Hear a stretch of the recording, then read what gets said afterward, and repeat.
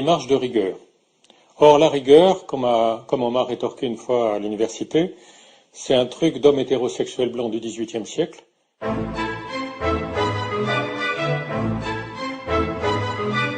On est dans un domaine, avec la théorie du genre, où on est systématiquement pas rigoureux. C'est une technique de prise de pouvoir. C'est comme ça que la théorie du genre a pris le pouvoir à Pékin en 1995, en faisant signer par des étrangers qui ne connaissaient pas l'emploi du mot gender en anglais, quelque chose qu'ils pouvaient croire correspondre simplement à une autre désignation des sexes, masculin-féminin, mais qui en réalité renvoie aussi à une théorie assez confuse ou à un ensemble de mouvements d'idées, mouvement idéologique et politique, qui a derrière lui des implications radicales. Je crois que c'est Marguerite Peters, qui parle de couches comme d'un oignon. Vous avez des façades dans le genre qui sont tout à fait respectables, et en effet, le genre, comme aspect social de l'identité sexuée, c'est quelque chose de tout à fait scientifique. Si on l'approche de manière rigoureuse, on peut essayer de voir effectivement comment sont variables les aspects sociaux de l'identité sexuée. Mais donc si on s'en tient à ça, et ça c'est la façade soft que les idéologues du gender présentent quand ils veulent faire passer leurs idées, c'est une recherche scientifique légitime. Et puis vous avez, mais très lié au reste, le noyau dur, pour qui le gender, c'est une approche uniquement en termes de pouvoir, c'est-à-dire que les hommes et les femmes n'existent pas. Parler d'hommes et de femmes, c'est juste transmettre une vision complètement politique et hiérarchisée et oppressive de la société, et c'est ça qu'il faut détruire. Et à ce moment-là, il faut détruire toute l'hétérosexualité et l'identité d'homme et l'identité de femme. Donc, il n'y a pas de définition, c'est normal et c'est très utile pour les idéologues du gender.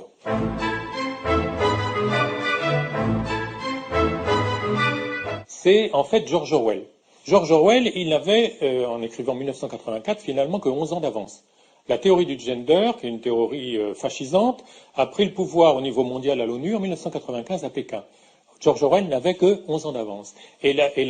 Et pas en disant il n'y a pas d'homme, il n'y a pas de femme, on est vraiment dans la guerre, c'est la paix, on est vraiment dans la redéfinition des mots, qui est pas seulement un trait du genre, on trouve ça déjà un petit peu dans les idéologies de libération, mais c'est une stratégie générale qui est utile pour noyer l'esprit. Depuis des décennies, on substitue au raisonnement et à l'intellect des fonctionnements par émotion et par image, notamment grâce à la publicité. Et donc le brouillage des mots fait partie de cette dégradation, en partie voulue et délibérée,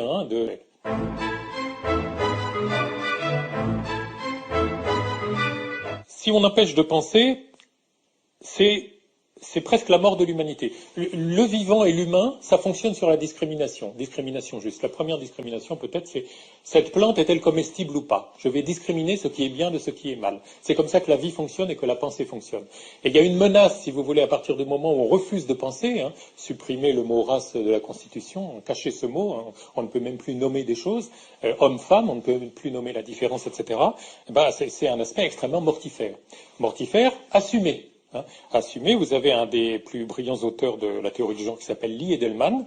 Il a écrit un livre qui s'appelle No Future, Queer Theory and the Death Instinct, l'instinct de mort, et il le revendique. C'est-à-dire que les queers sont ceux qui contestent cette propension obligatoire et donc oppressive de l'humanité à se reproduire. Et il prend comme exemple, il insiste, il aime bien le film d'Hitchcock sur les oiseaux parce qu'il dit, typiquement, ce sont les enfants qui sont les victimes. Et il dit, les queers, en fait, sont ceux qui s'opposent à cette reproduction imposée. Et il revendique cette place. Et donc, voilà, donc à partir de cette non-définition, on débouche sur la non-pensée et sur quelque chose qui tue l'humanité, en fin de compte. Et c'est revendiqué, c'est-à-dire que les gens du gender, vous avez des gens brillants, que ce soit, il faut leur reconnaître. Après, on verra pourquoi, en quoi ça déconne, mais c'est pas eux qui sont les plus dangereux, c'est ceux qui les récupèrent. Il y a toujours deux couches dans l'idéologie. Il y a ceux qui y croient et les cyniques qui manipulent les idéologies.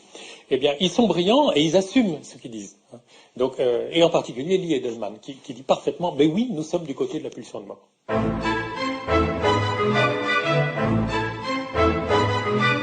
En gros, la théorie du genre, donc on peut reprendre les idées, il n'y a pas de différence entre les hommes et les femmes, donc les différences, c'est un système social construit, oppresseur qu'il s'agit de détruire. En gros, c'est ça. Donc, une idée au départ en elle-même, elle n'est pas scientifique ou pas scientifique. Ce qui va être scientifique, c'est la manière dont on va la creuser, et en particulier la manière dont on va accepter de lui faire passer les tests, les preuves de la réalité. et de voir si, expérimentalement, la théorie donne des résultats qu'on peut prévoir, etc. Les principaux auteurs ne se réclament pas du tout d'une approche scientifique. Mais même s'ils se réclamaient, il y a un vice de fond dans l'idée principale de l'idéologie du genre qu'il n'y a pas de différence entre les hommes et les femmes, parce que scientifiquement, c'est la seule chose qu'on ne pourra jamais prouver.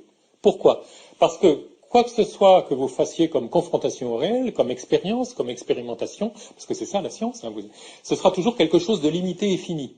Et donc si dans cette expérience limitée et finie, vous trouvez qu'il n'y a pas de différence entre les hommes et les femmes, vous n'aurez pas prouvé qu'il n'y a pas de différence. Vous aurez prouvé que sur ce champ-là, dans ces conditions-là, il n'y a pas de différence. On pourra toujours vous rétorquer, oui, mais les différences, pour les voir, il fallait faire autre chose et vous ne l'avez pas fait. Vous voyez ce que je veux dire? On peut prouver qu'il y a des différences, mais pour prouver qu'il n'y a pas de différence, il faut faire une infinité d'expérimentation tout le temps. Donc c'est la seule hypothèse idiote, en fait, qu'il n'y a pas de différence entre les hommes. On peut choisir plein d'hypothèses, mais celle-là c'est la plus absurde, parce que c'est celle qu'on ne pourra jamais assumer.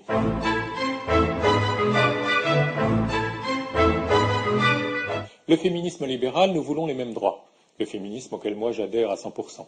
Il n'y a aucune raison de dénier des droits, de faire des droits différents entre les hommes et les femmes. Et puis, là, certains ont eu des attentes déçues. Parce que comme l'explique le journaliste norvégien dans The Norwegian Paradox, si vous donnez les mêmes droits à des gens qui sont différents, qui ont des préférences différentes comme les hommes et les femmes, au résultat final, vous aurez des divergences importantes. C'est-à-dire que si les femmes préfèrent les études de lettres et de psychologie et les hommes les études d'ingénieur, la société va se diversifier selon les genres et va décevoir tous ceux qui pensaient qu'ils auraient des femmes partout et surtout au poste de pouvoir. Alors là, soit on accepte la réalité, soit on la refuse et on se réfugie dans l'idéologie, et c'est là qu'intervient le féminisme radical, qui, par analogie avec la conception marxiste des oppresseurs et des opprimés, a dit c'est parce qu'il y a un système peu visible et une idéologie peu visible qui opprime les femmes et qui au bénéfice des hommes. Là, on commence à rentrer dans quelque chose de dangereux. Pourquoi? Parce que ça suscite la haine. Parce que ça stigmatise, on parle en psychologie de clivage, il y a les bons d'un côté et les méchants de l'autre. Et évidemment, les méchants, tout le monde va se mettre à les détester.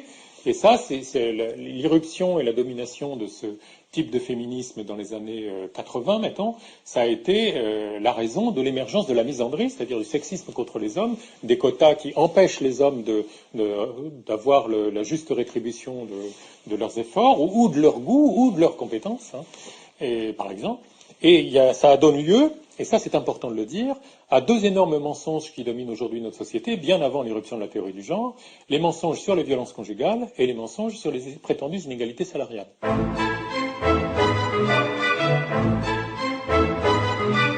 Un mot sur ces deux mensonges parce qu'ils donnent une idée de comment fonctionnent nos médias et notre démocratie, qu'il est très important d'avoir si on veut comprendre comment fonctionne l'implantation d'une idéologie comme le genre et comment la combattre. Depuis qu'on fait des études sur les violences conjugales, c'est-à-dire les années 70, toutes les études ont toujours trouvé qu'il y a autant, sinon plus, d'hommes battus que de femmes battues. Toutes les études. Il n'y en a pas d'autres. Si on fait une étude sérieuse en interrogeant hommes et femmes, on trouve qu'il y a autant d'hommes battus que de femmes battues, et autant de femmes violentes que d'hommes violents, voire un peu plus. Évidemment, vous voyez bien que ce n'est pas du tout ce qui est transmis et par les médias et par les gouvernements. Donc il y a des mensonges délibérés, il y a des livres écrits là-dessus, mais tout le monde s'en fout. L'important, c'est de montrer que le féminisme radical a raison et que, via cette violence, les femmes sont opprimées et qu'il faut toujours les avantager puisqu'elles sont toujours opprimées. Le deuxième mensonge, c'est celui sur les inégalités salariales, qui est continuellement asséné par les médias et le gouvernement. Il existe des disparités salariales, mais si on cherche les raisons pour les expliquer, on les trouve. Un auteur américain comme Warren Farrell, je crois, qui est tout à fait accepté par les féministes, il a listé 25 raisons 25 variables qui, quand on les introduit dans l'analyse des différences, suppriment toute différence et même révèlent que les femmes sont plutôt plus payées que les hommes. Et ça, même les gens en France qui sont statisticiens peuvent le savoir. Donc, pourquoi ce mensonge? C'est pour toujours avoir l'idée que les femmes sont opprimées. Alors, personne n'excuse, à mon avis, pour croire à ce mensonge parce qu'il peut vérifier autour de lui. Et puis, même la logique du système capitaliste, si vraiment les femmes étaient payées 20% de moins, tout le monde se précipiterait pour les à travail égal et à performance égale, tout le monde se précipiterait pour les embaucher. Alors, ça commence à se voir que ça ne marche pas, cette théorie. Par exemple, Si on prend la catégorie des femmes auto-employées, aucun système ne les opprime, c'est elles qui fondent leur entreprise et qui décident de combien elles seront payées, elles sont moins payées que les hommes. Et il y a des explications à ça, c'est qu'elles font des choix différents des hommes. Par exemple, pour les médecins, ils vont décider de recevoir moins de gens, mais de prendre plus le temps avec. Alors évidemment, elles vont gagner plutôt moins d'argent. Et là, la théorie de l'oppression, la théorie des féminismes radicales ne marche plus. Alors comment expliquer? Eh bien, la théorie du genre est géniale. Et déjà, on y arrivait avec les derniers travaux du féminisme radical, avec Carol Gilligan, c'est le problème de la socialisation. C'est-à-dire que les femmes se limitent elles-mêmes.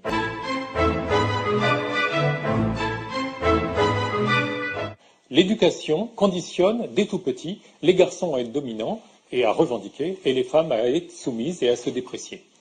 Et ça va être le gros travail de Carol Gilligan dans les années 90, en faisant des études pas du tout sérieuses sur le plan méthodologique, mais très à la mode sur le plan idéologique, en même temps que les livres de Butler, c'est les mêmes époques, les années 90, Gender Trouble c'est 1990, et les études de Gilligan c'est dans les années 90 aussi. Voilà comment le relais se fait, parce qu'on ne peut plus arguer qu'il y a un système, le mythe du plafond de verre, en fait, quand on regarde de près, ça ne marche pas du tout. Mais en revanche, si on dit que c'est dès le conditionnement, dès la constitution de l'identité que tout s'installe, alors on a une bonne idée. Et ça aboutit à ce que vous trouvez maintenant sur les systèmes, sur les sites américains d'éducation. Si on tolère que les petits garçons se conduisent différemment des petites filles, alors on perpétue l'oppression des femmes. Conclusion, il faut empêcher les petits garçons d'être différents des petites filles. Et c'est ça l'ambition de la théorie du genre dans l'éducation.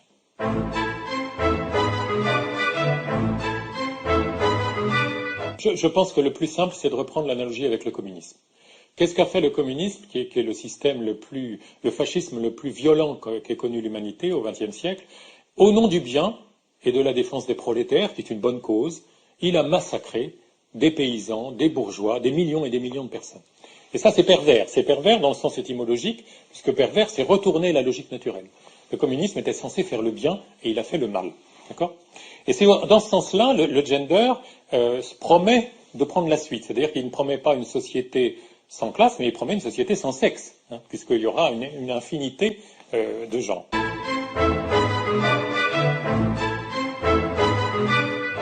En psychanalyse, les pervers nient une partie de la réalité qui est la différence des sexes. Donc effectivement, la théorie du genre est emblématique en niant une partie de la réalité, qui est la différence des sexes, mais je voudrais rétro-pédaler par rapport à votre question. La négation de la réalité est une très vieille tradition en Occident même, et quand on veut se pencher sur les racines des dysfonctionnements actuels, il faut absolument prendre ça en compte. Moi, je remonterais presque jusqu'au nominalisme au Moyen-Âge, qui récusait la possibilité de faire une adéquation vraiment à la réalité.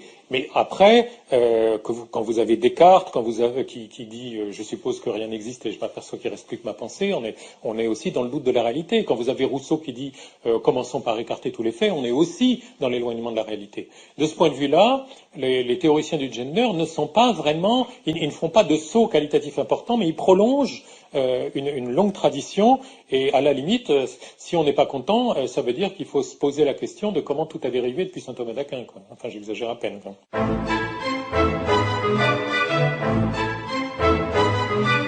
Quand on parle de toute puissance narcissique, moi en tant que psychologue, c'est là que je place la racine du mal, si vous voulez. Et on parlait de nier la réalité. Le narcissique, il est à cheval entre ses rêves et la réalité.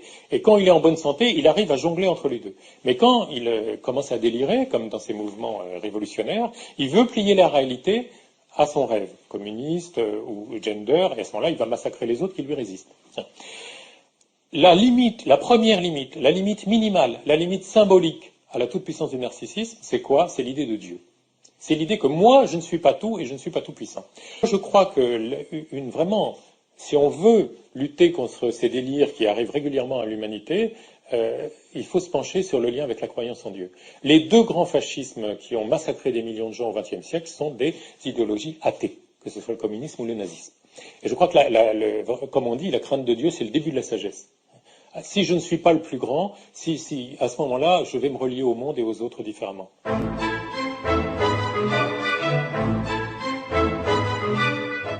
Ce mouvement d'idées non, ce n'est pas resté un mouvement d'idées, c'est devenu un mouvement politique, un mouvement qui a pris le pouvoir et un mouvement qui s'impose au monde entier depuis Pékin 95. Et là, évidemment, c'est une autre sorte de danger, et c'est même, à mon avis, un alignement fascisant de la société. C'est-à-dire que progressivement, vous n'avez plus le droit de penser différemment que ce que dit la théorie du genre. Donc moi, je crois personnellement, et ce que j'ai répondu à des intervenants dans une entreprise où j'étais, qui faisaient de la propagande pour la théorie du genre, subventionnée par la direction des ressources humaines. Ce que nous dit le psychiatre, il dit, dans des années, il n'y aura plus de normes, nous serons tous des exceptions, et ce sera peut-être difficile à gérer. Et moi, je lui ai répondu, mais attendez, monsieur, si nous sommes tous des exceptions, il n'y a plus d'exceptions, il n'y a plus de lois, il n'y a plus de règles. On a un magma informe de gens paumés parce qu'ils n'ont plus d'identité, et contrairement à ce que vous dites, c'est pas difficile à gérer, c'est extrêmement facile à manipuler. Et ça, en tant que psychologue, c'est un message fort. Si on détruit les repères des gens, ça donne des gens paumés, faciles à manipuler. Dans les années 90, j'ai été amené à enseigner une théorie du management qui s'appelle le chaos management. Le chaos management, c'est casser les repères des gens pour les rendre plus créatifs et productifs. Mais ils sont aussi plus faciles à manipuler. Et cette théorie, j'en entends plus beaucoup parler en tant que théorie, mais en revanche, je la vois appliquée partout, que ce soit dans les entreprises ou au niveau politique actuellement, casser les repères des gens. Ça rejoint la prédiction de Marx. Marx disait, le capitalisme détruira tout ce qui s'oppose à lui. Donc toutes les structures anciennes, les nations, les familles, etc., sont en train d'être brisées à travers le monde, soit par les guerres, soit par l'immigration, soit par... etc.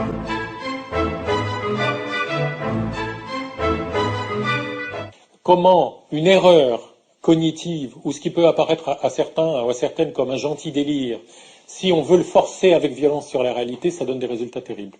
C'est l'affaire Gendré Botta en Afrique du Sud. C'est cette affaire où vous avez deux lesbiennes, il y en a une qui a un petit garçon, et sa compagne veut que le petit garçon l'appelle papa. Ce qui est parfaitement conforme à la théorie du genre. Le genre, c'est une question de rôle social construit. Je ne vois pas pourquoi le petit garçon, même si je suis une femme, ne m'appellerait pas papa. Il a refusé, il a été torturé à mort. Voilà ce qui se passe quand les délires sont imposés par la violence au réel. Et ça donne des massacres, comme on a connu au XXe siècle.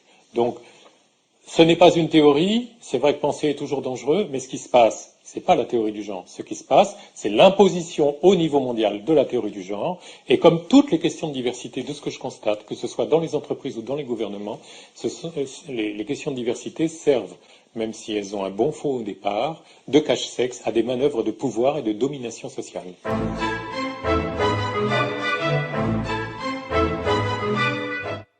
Au niveau de l'école, la première conséquence, c'est une amplification de ce qu'a très bien écrit l'américaine Christina Hoff Sommers dans son livre The War Against Boys, la guerre contre les garçons.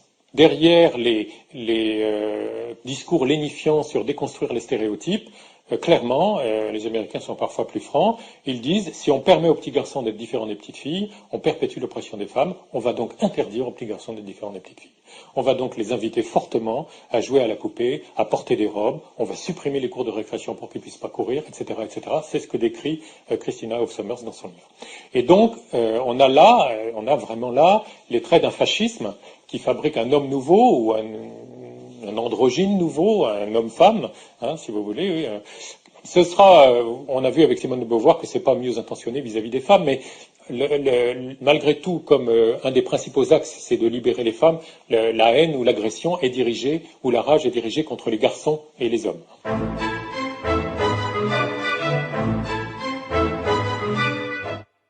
Le but visé, à mon avis, ou l'intérêt, pourquoi cette idéologie rend service, c'est parce qu'elle aboutit à la destruction de la personne.